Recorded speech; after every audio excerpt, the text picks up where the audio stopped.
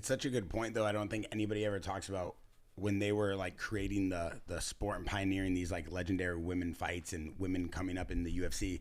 There wasn't a lot of complete fighters.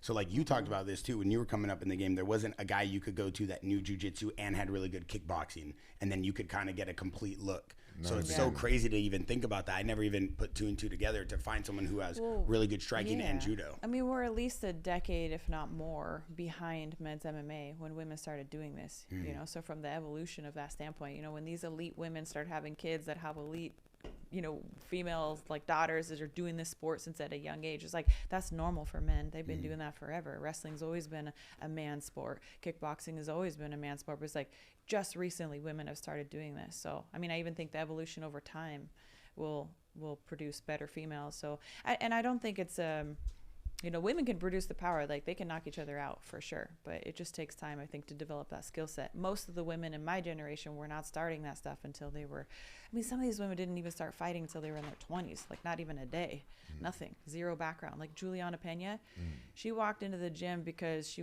wanted to lose weight. That's crazy. You know, in her 20s, I think she crazy. was like right around 20. Never had a day of martial arts training in her life, you know, and now like a fitness routine turns into an MMA career. Yeah, so I mean, this is how a lot of us kind of, you know, found our way into the sport. But this is the next wave. You know, you see a lot more women K-ing each other and knocking each other out. And then you got to remember this too. There's only 3 weight classes, so oftentimes on a full men's card, how many knockouts would you say on an all men's card you would, you know, typically expect? There's like 12 fights, right? 13 fights. Like how many of those usually end up in a knockout?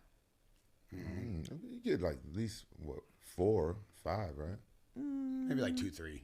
I would say like on average, yeah, like 2, 3. 3. Like you pretty much guarantee like 2, 3. You might get 4. There might be, if it's a good night. I think it's a good night if you get 4 good knockouts, like That's out of a 12 night. fight card. That's a good. That's a good fight. Yeah. Most of them still end in a decision, and you might get some subs in there, but most do. But it's like all of women's MMA, in theory, is kind of based off of that one fight we get on that card, because there's so few women. So these men kind of get a lot of more opportunity to go out there, knock each other out. That's the fights you remember, but they had 12 times to do that, and there's like one women's fight. So it's like if you fill an entire fight card with women, you probably get about the same amount of knockouts. To be honest, you get 2 or 3. Yeah.